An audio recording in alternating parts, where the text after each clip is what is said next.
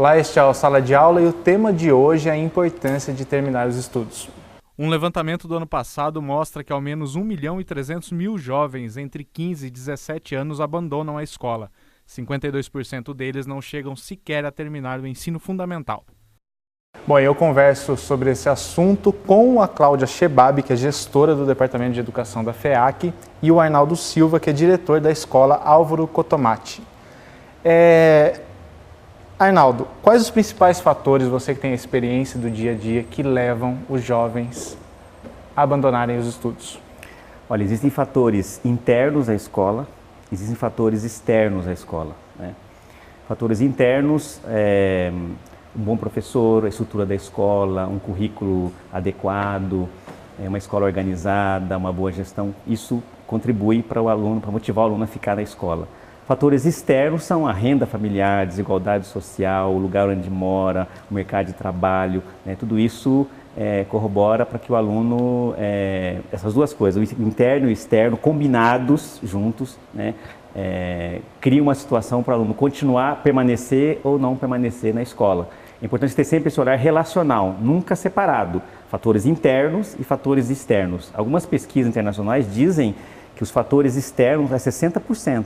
É isso que eu ia te perguntar, se um deles pesa mais do que o outro. 60%, pesquisa da OCDE, pesquisa da Universidade dos Estados Unidos, mesmo aqui do Brasil, Unicamp, USP, os especialistas dizem que os fatores externos eles são variáveis preponderantes. O que são esses fatores externos? Renda familiar, capital cultural, tá certo?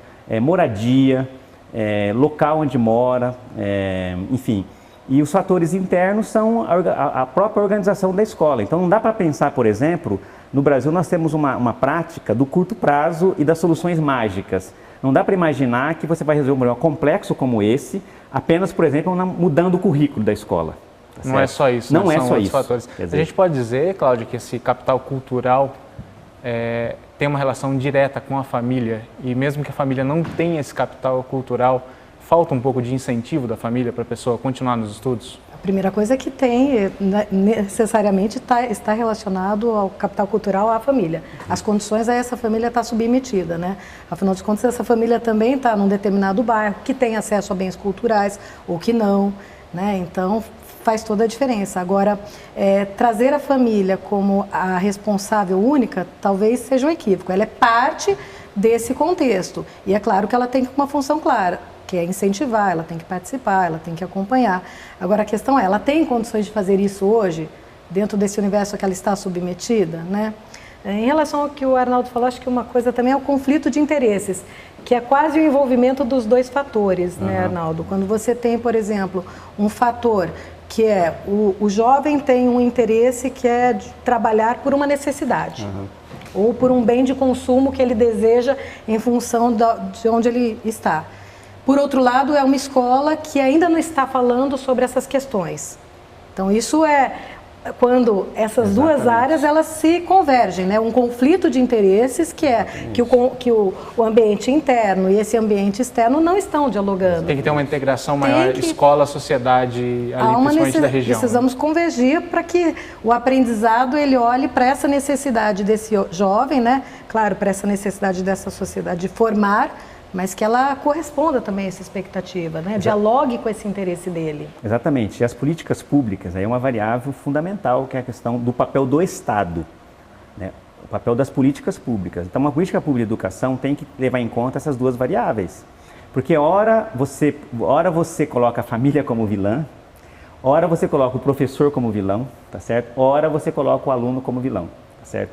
Então, é preciso pensar de forma sistêmica. Então, uma política pública tem que pensar que uma escola precisa ter um currículo interessante, precisa ter professores bem preparados e bem remunerados, precisa ter uma escola com uma estrutura, condições de trabalhos adequadas e uma escola sintonizada com a modernidade, com a contemporaneidade. Ao mesmo tempo, tem que ter políticas públicas de emprego, de renda, de moradia.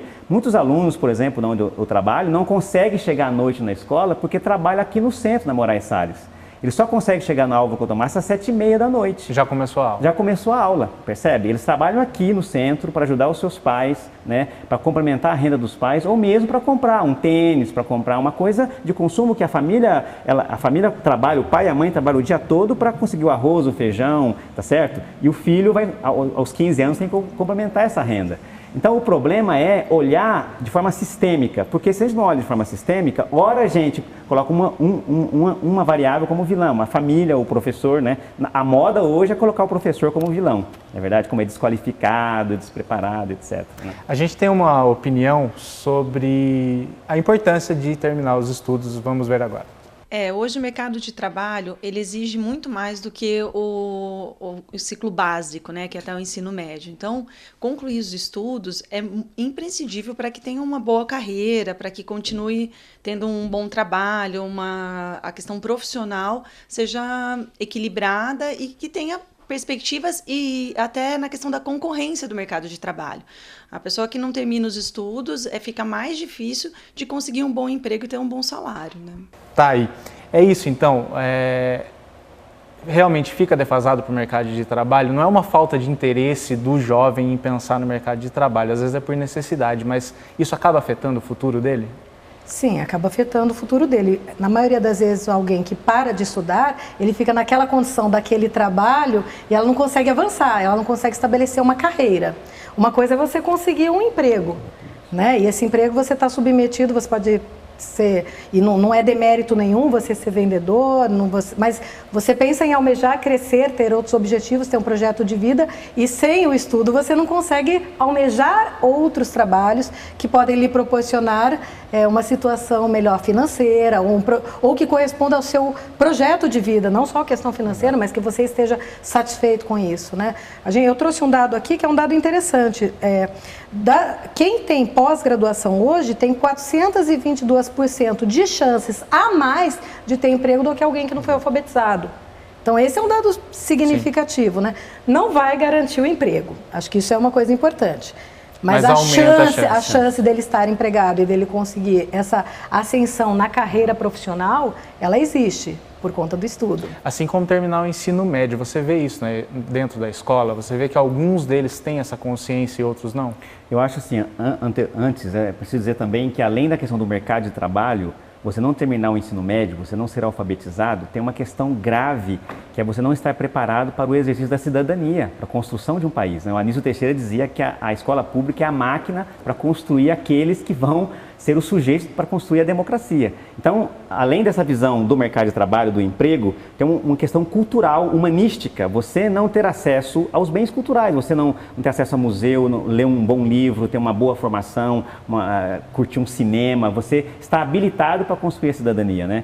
E na escola, o que a gente percebe é o jovem, intuitivamente, ele percebe ao final do ensino médio essa falta de perspectiva, quer dizer, a escola, do modo como está a política pública, não prepara o jovem nem para uma vida acadêmica e nem para o mercado de trabalho, percebe? Então, assim, o jovem, ele é tomado pelo curto prazo, ele precisa trabalhar e aí ele entra num buraco, porque ele vai trabalhar, em trabalhos precarizados, trabalhos na área dos serviços, por exemplo, nos shopping centers, nos fast foods, por exemplo, um trabalho altamente intensificado, precarizado, e ele não consegue sair, porque ele não consegue se capacitar e não consegue planejar a sua carreira, entendeu? E ao mesmo tempo também, ele não consegue ser um cidadão capaz de votar adequadamente, de discutir politicamente. Acaba virando tudo ali Então, assim, a ideia da cidadania e do trabalho, porque a escola tem que preparar para o mundo do trabalho, mas também para a cidadania. Então, ele é mutilado nessas duas frentes, entendeu? Isso é dramático, muito dramático. A gente volta já a falar disso.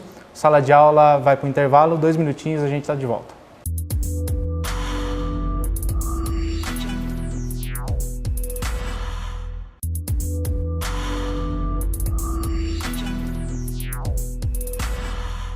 Estamos de volta com a Sala de Aula falando sobre a importância de concluir os estudos. Álvaro, você vê na escola que há uma falta de percepção dos alunos da utilidade do que é ensinado ali dentro da sala? Eu acho que é verdade que a escola que temos hoje é a mesma que nós tínhamos há 50, 60 anos atrás. E isso é um problema sociológico, um problema sério. né? Quer dizer, então, quando eu olho a escola que eu sou vice-diretor agora e olho as metodologias de ensino e imagino eu estudando e a escola não se modificou, isso é uma realidade, né? Então, o jovem está, mesmo o jovem da periferia, nessas circunstâncias que estamos falando, ele está antenado à internet, a vídeo, a YouTube, WhatsApp, por exemplo, né? Então, a escola, isso é verdade, que a escola precisa estar mais contemporânea dele. Não que só isso resolva o problema, mas é uma variável importante. A escola precisa ser atraente, precisa os métodos de ensino precisam ser mais interativos, o aluno precisa ser mais sujeito, isso impacta mesmo. Um professor, por exemplo, que trabalha de forma diferente, você percebe isso, o aluno ele é muito mais motivado quando ele vê aquele professor é interessante, etc. A gente acabou... Falta isso, Cláudia, essa tecnologia? E tem como a escola pública, principalmente, trazer essa tecnologia? Tem. Hoje em dia a gente tem casos isolados de professores. E isso acaba sendo muito pontual e você vê uma história aqui, uma história ali.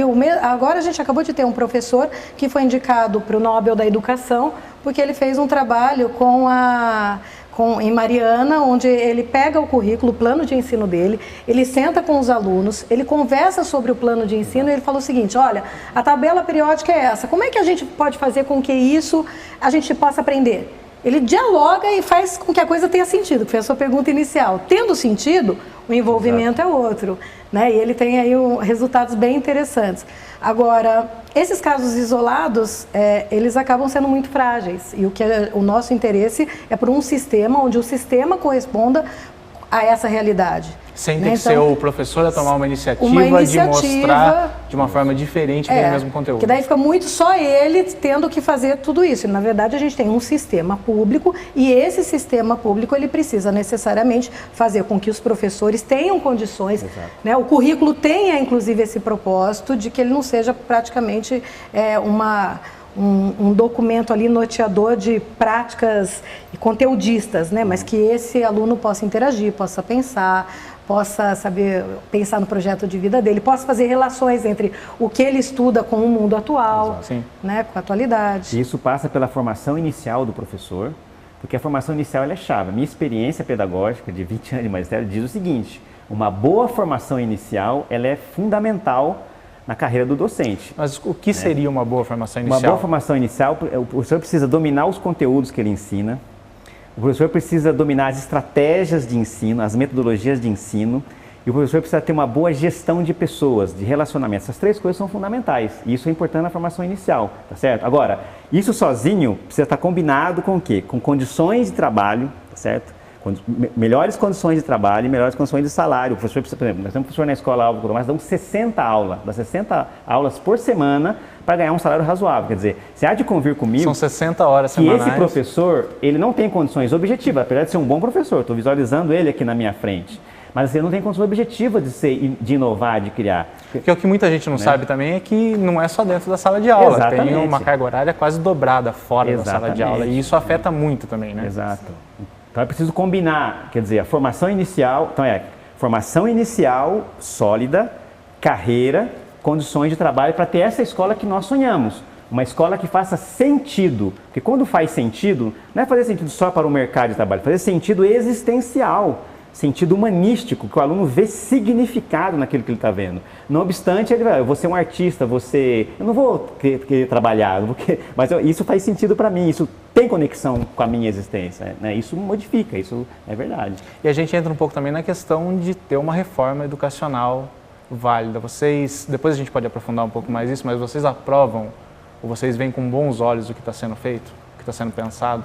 A questão acho que não é nem ver com bons olhos ou não, acho que a gente tem algumas situações que a primeira a gente olha para o ensino médio e a gente vê a evasão, nós olhamos para o número de faltas, a gente olha para as condições dos professores, a gente vê um sistema do ensino médio que não corresponde à expectativa desse aluno, do desenvolvimento desse aluno, porque a escola ela tem essa função maior que é desenvolver pessoas, então ela não está dando conta disso. Atualmente a gente olha para os resultados da escola no Enem e a gente vê que não tem nenhum avanço. Agora, a reforma ela é necessária? A reforma é necessária. É importante a gente começar por algum lugar? É importante. Essa reforma é necessária? Daí são outras questões que a gente tem que discutir, né? Ela vem como medida provisória e isso já traz algumas situações que as pessoas questionam em função de que havia um projeto de lei que estava sendo discutido no ensino médio. Entretanto, existe uma urgência e essa medida provisória me parece que vem dar conta dessa urgência. Agora, ela vai dar conta dessa urgência? Né? Então, é um caminho? Há necessidade de mudar? Eu acho que isso acaba sendo quase que unanimidade, sim, né? Mas não precisa ser uma coisa atropelada e também não precisa ser uma coisa acho que precisa ser fixa, dialogada, né? Precisa ser pensada exatamente sobre como ela vai ser operacionalizada. Quando você fala num aumento de carga horária, né? Existe uma projeção com a reforma do ensino médio de um aumento de carga horária desse aluno que é progressivo durante esses 3 anos de ensino médio na escola. E daí a minha pergunta acaba sendo para o Arnaldo, como é que é operacionalizar isso dentro de uma escola onde você tem mais de 1.000 alunos que estudam em 3 períodos? Acho que a gente pode voltar daqui a pouco discutindo sobre isso, não só a questão operacional disso dentro da escola, mas também a questão de que vai ocupar mais tempo do aluno, o aluno tem que trabalhar, talvez acabe evadindo. A sala de aula volta daqui a pouco.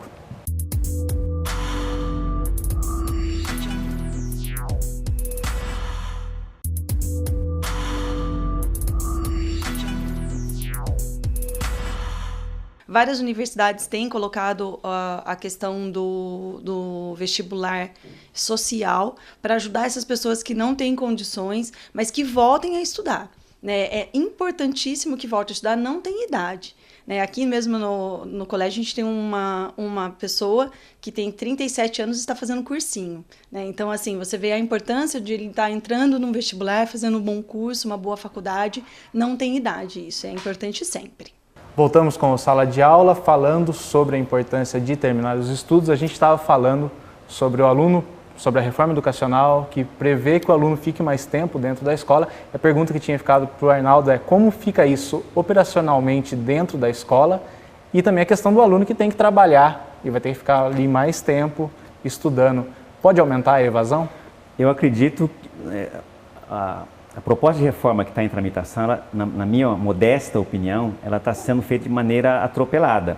Que há um sentimento, um consenso de que é preciso fazer reformas na educação, isso é tranquilo. Agora, qual reforma e para onde vai a escola pública? Essa é a grande questão.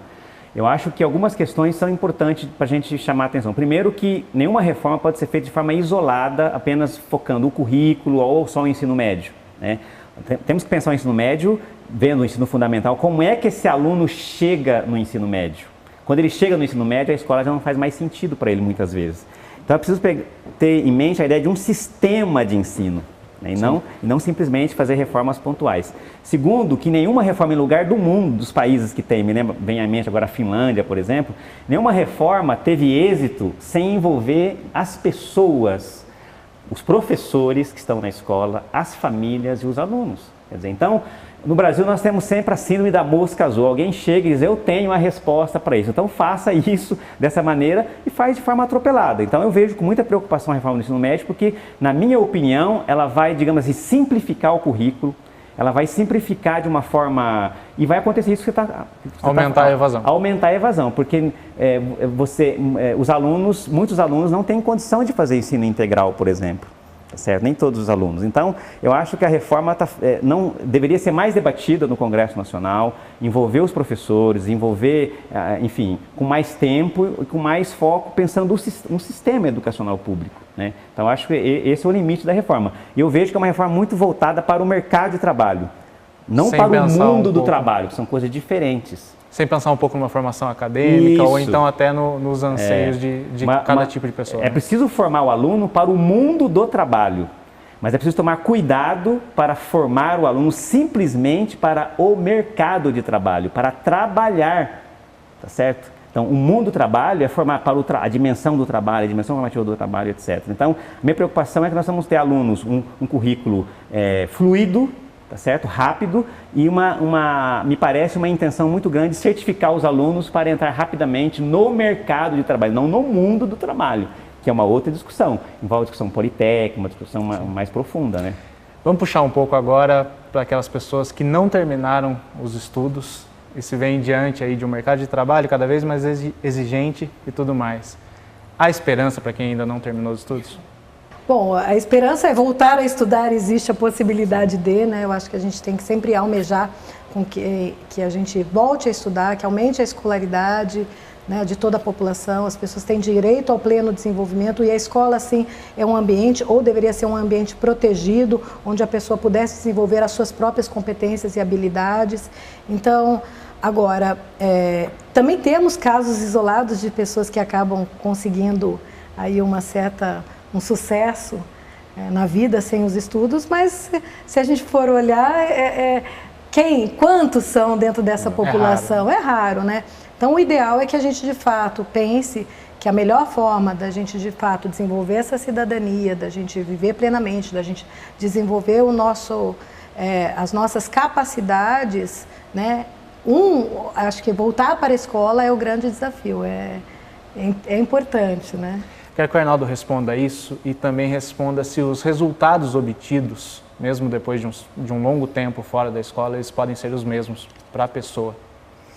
Eu acho que uma coisa importante nessa discussão toda, nós temos uma dimensão da história da educação brasileira e resgatarmos, por exemplo, Anísio Teixeira, Paulo Freire, olhar para essas... Anísio dizia, por exemplo, que a escola deve formar para a cidadania, para o mundo do trabalho, formar o cidadão, que a escola tem uma importância grande nisso, né? Então, olhar para a história da educação brasileira, né? E ver como é que nós ainda não conseguimos, nunca tivemos, desde o século XIX, estamos discutindo isso, um sistema de ensino brasileiro, né? Em relação à formação, eu acho que é importante o jovem, se ele não conseguiu se alfabetizar, não conseguiu se formar, eu acho que há ainda possibilidades, nós estamos dele correr atrás, dele se formar. É importante não perder, como a Cláudia dizia, essa esperança, porque sem uma formação, na era do conhecimento, na era da informação, sem esse conhecimento básico, fundamental, ele vai ter muita dificuldade de ajudar a sua família, de construir uma carreira, de se organizar, etc. Então, mas há sempre esperança. Eu acho que ele pode voltar para os bancos escolares, ele pode fazer, hoje temos cursos à distância também, programas de alfabetização, várias possibilidades. O que ele não pode pensar é que se ele não terminou, ele vai desistir. Eu acho que isso não, acho que a educação é para a vida toda. Ele tem sempre possibilidade de fazer isso. Na minha escola, por exemplo, tinha uma agente de organização escolar de 60 anos que entrou na faculdade, fez pedagogia, o sonho dela é ser professora.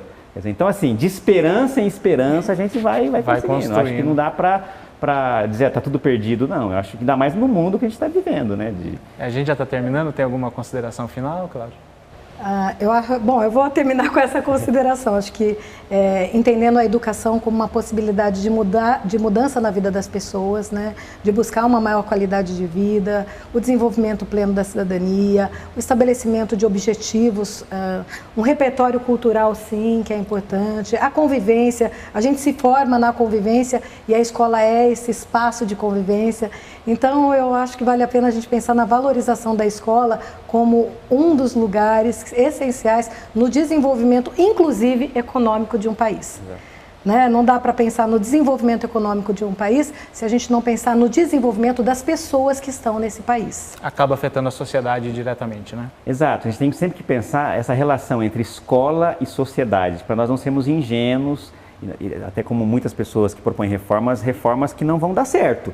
É uma relação entre escola e sociedade. E aí o Paulo Freire tem uma frase que eu acho muito interessante: a escola sozinha não muda o mundo, mas sem ela é muito difícil, né? Então a escola sozinha não muda. Só a educação, só a escola sozinha, porque tem questões econômicas, questões estruturais profundíssimas, desigualdade social, de classe, de gênero, etc.